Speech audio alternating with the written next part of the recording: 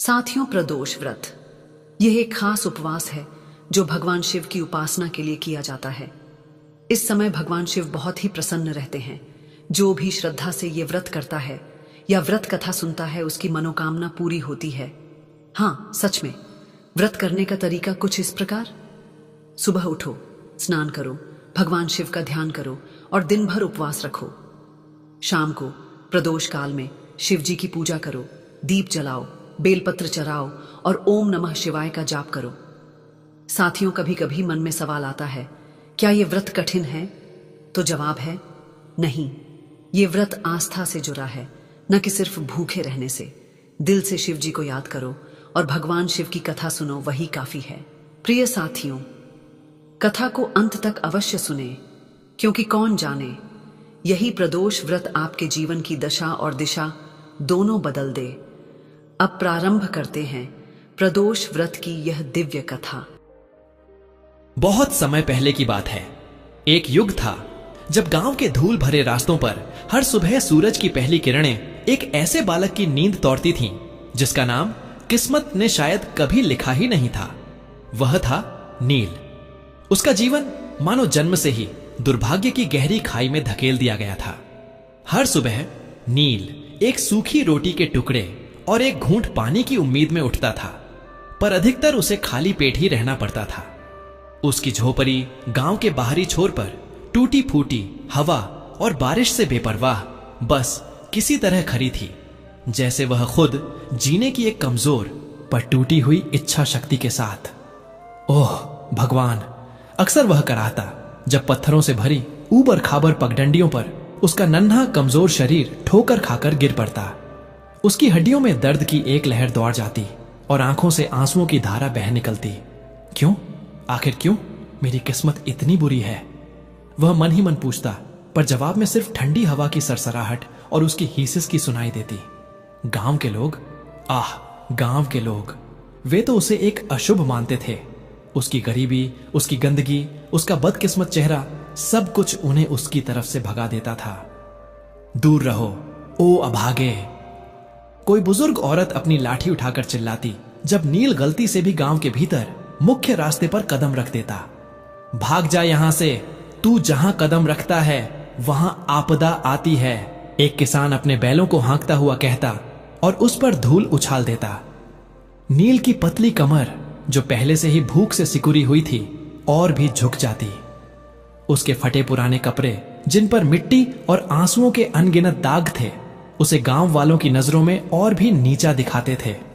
बच्चे, यहां तक कि छोटे छोटे बच्चे भी उसे देखकर पत्थर मारने लगते थे। भागो, अभागा आ गया, वे चिल्लाते, और नील अपनी जान बचाने के लिए अपनी दुबली पतली टांगों से भागता।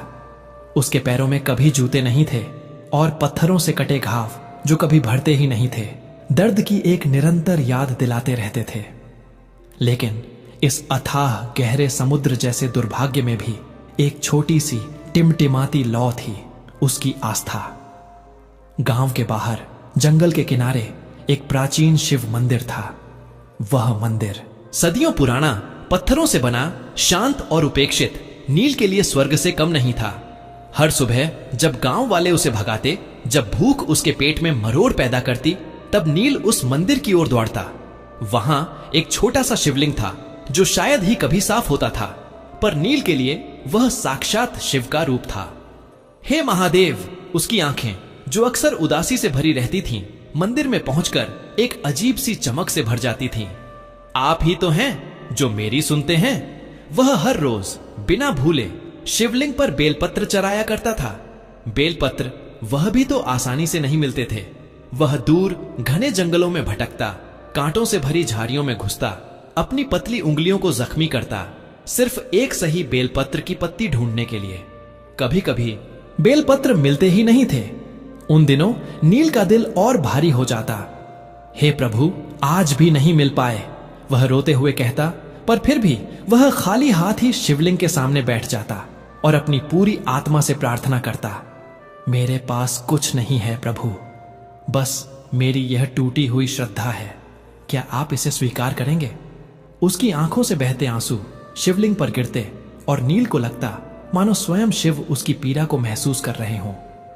जब बेलपत्र मिल जाते तो वह उन्हें बड़े यत्न से धोता, अपनी फटी हुई कमीज से पोंछता और फिर धीरे से अत्यंत श्रद्धा से एक एक करके शिवलिंग पर अर्पित करता। हर हर महादेव शंभु, वह धीरे से फुसफुसाता और उसे उस क्षण में एक अकल्पनीय शांति का अनुभव होता। पेट की भूख, बदन का दर्द, गांव वालों के ताने, सब कुछ देर के लिए थम जाता था। वह जानता था कि गांव में कोई उसे नहीं चाहता, पर यहां इस शांत मंदिर में उसे लगता था कि शिव उसे सुन रहे हैं, उसे देख रहे हैं।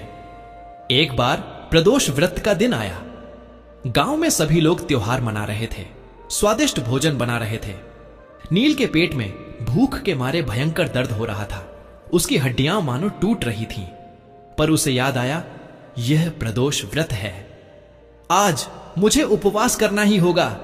उसने दृढ़ निश्चय किया। गांव वालों ने उसे कई बार खाने के लालच दिए थे, झूठे लालच, ताकि वे उसका मजाक उड़ा सकें। नील, आज हमने जलेबियां बनाई हैं, खाएगा? एक औरत ने हंसते हुए पूछा, पर जब वह पास आया तो उसने दरवाजा बंद कर लिया और अंदर से ठहाके गूंजने लगे। नील का दिल टूट गया, पर उसने अपने आंसू पी लिए। उस दिन नील ने कुछ नहीं खाया, पानी की एक बूंद भी नहीं पी। उसकी आंखों के सामने अंधेरा छा रहा था, पर उसका मन शिव में लीन था। वह जैसे तैसे जंगल में गया, सूखे बेलपत्रों की तलाश में, क्योंकि ताजे पत्ते मिलना कठिन था। बस एक बेलपत्र मिल जाए, वह बड़बड़ाया। आखिरकार बहुत खोजने के बाद उसे एक पैर की सूखी टहनी पर कुछ सूखे मुरझाए हुए बेलपत्र मिले। उसने उन्हें धीरे से तोड़ा, जैसे वे कोई अनमोल रत्न हो। वह मंदिर पहुंचा। उसका शरीर कांप रहा था, पर उसके चेहरे पर एक अजीब सी दृढ़ता थी। उसने उन सूखे बेलपत्रों को उठाया, अपनी आंखों से लगाकर उन्हें प्रणाम किया और फिर धीरे धीरे शिवलिंग पर अर्पित किया। हे महादेव, आज मैंने उपवास किया है। मेरा शरीर कमजोर है, पर मेरा मन आपके चरणों में है। मेरी यह छोटी सी सेवा क्या आप स्वीकार करेंगे? उसकी आवाज कांप रही थी, पर उसके शब्द दिल से निकले थे। वह घंटों शिवलिंग के सामने बैठा रहा, अपनी आंखों से आंसू बहाता रहा, अपनी सारी पीड़ा, अपनी सारी आशाएं शिव को अर्पित करता रहा। रात गहरी होती गई और नील भूख, थकान और भावुकता के कारण वहीं शिवलिंग के पास सो गया। उसकी इस अटूट श्रद्धा और तपस्या से स्वयं शिवजी प्रसन्न हुए। वे कैलाश पर अपने आसन पर बैठे हुए भी नील की निष्ठा को महसूस कर रहे थे। कितनी निष्ठा, कितनी पवित्रता, शिवजी ने मुस्कुराते हुए कहा। इस बालक ने अपनी हर पीड़ा के बावजूद मुझ पर विश्वास नहीं छोड़ा। अब समय आ गया है उसकी परीक्षा लेने का। अगले दिन सुबह जब नील उठा तो उसकी भूख और भी तेज हो गई थी। वह मंदिर से निकला और उसे रास्ते में एक चमकती हुई चीज दिखाई दी। यह क्या है? उसने जिज्ञासा से उसे उठाया। वह एक सोने का सिक्का था। सोना? नील ने कभी सोने का सिक्का देखा नहीं था। उसकी आंखें चमक उठीं। इससे तो मैं भरपेट भोजन खरीद सकता हूं। उसका मन लालच से भर गया, पर तभी उसे शिवजी की याद आई। नहीं, यह मेरा नहीं है, यह किसी और का होगा। शिवजी ने मुझे सिखाया है कि ईमानदारी ही सबसे बड़ी पूंजी है। उसने सिक्का वहीं रख दिया और आगे बढ़ गया। यह शिवजी की पहली परीक्षा थी, जिसमें नील सफल रहा। फिर कुछ दिन बाद नील जंगल में बेलपत्र तोड़ने गया। अचानक एक विशालकाय सांप उसके रास्ते में आ गया। सांप फुफकार रहा था, उसकी आंखें लाल थीं और वह नील की ओर बढ़ रहा था। नील डर के मारे कांप गया, उसकी जान हलक में आ गई। हे महादेव, बचाओ! उसकी जुबान से सिर्फ इतना ही निकला। वह भागा, पर सांप तेजी से उसका पीछा कर रहा था। नील को लगा उसका अंत निश्चित है, पर तभी उसे शिवजी पर अपनी आस्था याद आई। मैं क्यों डर रहा हूं? महादेव मेरे साथ हैं। उसने आंखें मूंद लीं और मन ही मन ओम नमः शिवाय का जाप करने लगा। सांप जो उसकी ओर तेजी से बढ़ रहा था, अचानक रुक गया और फिर धीरे धीरे अपनी जगह से हट गया। नील ने आंखें खोली और देखा सांप चला गया था। धन्यवाद प्रभु। वह घुटनों के बल बैठ गया। उसकी आंखों से कृतज्ञता के आंसू बह रहे थे। यह शिवजी की दूसरी परीक्षा थी, उसकी हिम्मत और विश्वास की। समय बीतता गया। नील की परीक्षाएं और भी कठिन होती गईं। एक दिन गांव के मुखिया के कुछ आदमी मंदिर के पास आए। उन्होंने देखा कि नील वहीं बैठा है। अरे, यह वही अभागा लड़का है जो हमेशा मंदिर के पास घूमता रहता है, एक आदमी ने कहा। हमने सुना है कि मुखिया का सबसे कीमती हार खो गया है और किसी ने उसे मंदिर के पास देखा था, दूसरे ने आरोप लगाया। उन्होंने नील को पकड़ लिया। तुमने ही चुराया है ना? उन्होंने चिल्लाते हुए कहा। नील कांप गया। नहीं, मैंने कुछ नहीं चुराया, मैं तो बस महादेव की पूजा कर रहा था, उसने गिड़गिड़ाया। पर उन्होंने उसकी बात नहीं सुनी। उन्होंने उसे गांव में घसीटा, उसे चोर कहा और उसे बुरी तरह पीटा। नील का शरीर दर्द से कराह रहा था, पर उसके मन में एक ही बात थी, हे शिव, आप जानते हैं कि मैं निर्दोष हूं, आप मेरा न्याय करेंगे। उसने दर्द के बावजूद किसी को अपशब्द नहीं कहे, किसी पर पलटवार नहीं किया। उसने बस अपनी पीड़ा को सह लिया और भगवान पर अपना विश्वास बनाए रखा। कुछ देर बाद मुखिया का हार किसी और जगह मिल गया और नील को छोड़ दिया गया। गांव वालों ने उससे माफी नहीं मांगी, बस उसे नजरअंदाज कर दिया। नील फिर से मंदिर लौट आया। उसके शरीर पर मार के निशान थे, पर उसके मन में शांति थी। यह उसकी धैर्य और सत्यनिष्ठा की परीक्षा थी। एक और भयानक परीक्षा तब आई जब नील बहुत बीमार पड़ गया। उसे तेज बुखार था, उसका शरीर जल रहा था और वह कुछ खा पी नहीं पा रहा था। वह अपनी झोपड़ी में अकेला पड़ा था। मौत उसके करीब महसूस हो रही थी। कोई भी गांव वाला उसके पास नहीं आया, क्योंकि उन्हें डर था कि उसकी बीमारी उन्हें भी लग जाएगी। शायद यही मेरा अंत है, उसने सोचा। उसकी आंखों से आंसू बहने लगे। क्या मेरी भक्ति इतनी कम थी कि महादेव मुझे ऐसे ही छोड़ देंगे?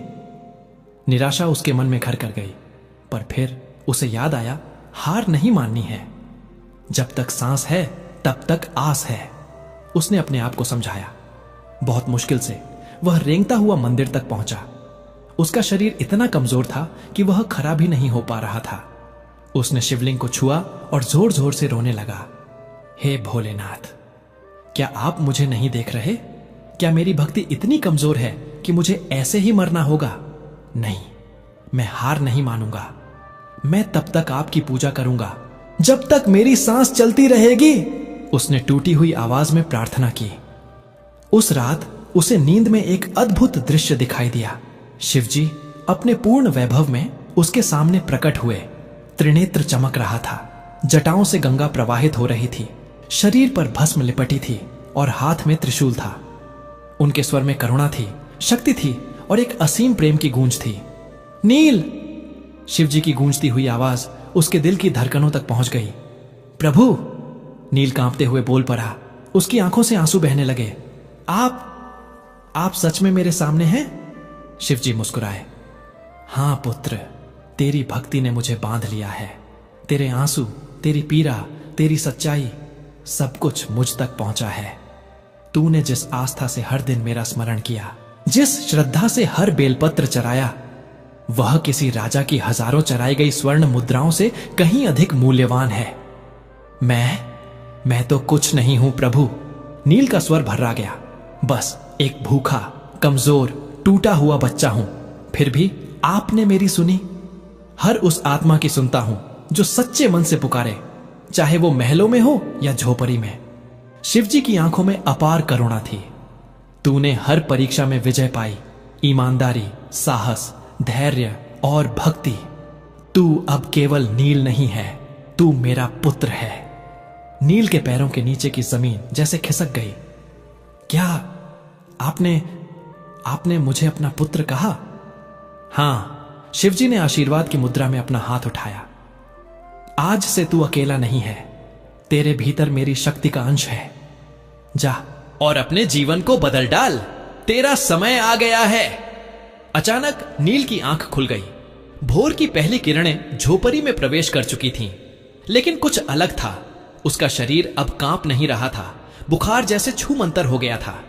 उसका चेहरा तेज से दमक रहा था, आंखों में आत्मविश्वास की लौ जल रही थी। क्या यह सपना था? उसने खुद से पूछा, पर फिर जैसे कुछ भीतर से आवाज आई। नहीं, यह सच्चाई थी। वह उठ खड़ा हुआ। अब उसके कदमों में कंपी नहीं थी, बल्कि दृढ़ता थी। उसने शिवलिंग के पास जाकर फिर से प्रार्थना की, पर इस बार याचना नहीं, धन्यवाद था। कुछ ही समय बाद गांव में एक चमत्कार हुआ। गांव का कुआं जो वर्षों से सूखा पड़ा था अचानक पानी से भर गया। और ठीक उसी समय गांव का पुजारी एक दिव्य स्वप्न के प्रभाव में आया और सभी गांव वालों को बुलाकर बोला, महादेव ने मुझे दर्शन दिए हैं। उन्होंने कहा है कि इस गांव का भाग्य बदलने वाला है और यह सब एक बालक के कारण होगा, एक ऐसा बालक जिसे हम वर्षों से अशुभ समझते थे। गांव वाले हक्के बक्के रह गए। नील, किसी ने धीरे से कहा, और उसी क्षण नील मंदिर से बाहर निकला। उसकी आंखों में विश्वास था, चाल में आत्मगौरव और चेहरे पर एक दिव्य प्रकाश। उसके पीछे मंदिर की घंटियां अपने आप बजने लगीं, जैसे स्वयं महादेव उसका स्वागत कर रहे हों। लोगों ने झुककर उससे क्षमा मांगी। बच्चे जो कभी उसे पत्थर मारते थे अब उसे फूल देने लगे। बुजुर्ग जो उसे अभागा कहते थे अब उसका आशीर्वाद लेने लगे। नील ने किसी से कोई शिकायत नहीं की। वह सिर्फ मुस्कुराया और बोला, मैं तो बस शिव का सेवक हूं। जो कुछ भी हुआ वो उनकी कृपा से हुआ। वर्षों बाद वही नील गांव का एक पूजनीय संत बन गया। उसके आशीर्वाद से गांव में खुशहाली फैलने लगी और हर सोमवार जब वह मंदिर में शिवलिंग पर बेलपत्र चढ़ाता तो पूरा गांव सिर झुकाकर उसकी प्रार्थना में शामिल होता। और तब जब कोई किसी को अभागा कहता तो गांव वाले मुस्कुराकर कहते, अरे नहीं, कभी नील को देखो, फिर समझ आ जाएगा कि सच्चा भाग्य क्या होता है। मित्रों, इस वीडियो में प्रदोष की पावन व्रत कथा यहीं पर समापन होती है। हम कामना करते हैं कि भगवान शिव की कृपा बनी रहे, आपके जीवन में सदैव सुख, शांति, समृद्धि हो और सकारात्मक ऊर्जा का संचार होता रहे। यह विशेष दिन न केवल भक्तिभाव से भर देता है बल्कि हमारे जीवन में एकता, प्रेम और आस्था का संदेश भी लेकर आता है। प्रदोष व्रत की कथा को सुनने के लिए हृदय से धन्यवाद। कृपया अपने विचार और अनुभव कमेंट्स में अवश्य साझा करें और हर हर महादेव लिखना न भूलें। आपके द्वारा किए गए कमेंट्स न केवल आपको प्रेरित करेंगे बल्कि अन्य दर्शकों के लिए भी भक्ति और श्रद्धा का स्रोत बनेंगे। हर हर महादेव।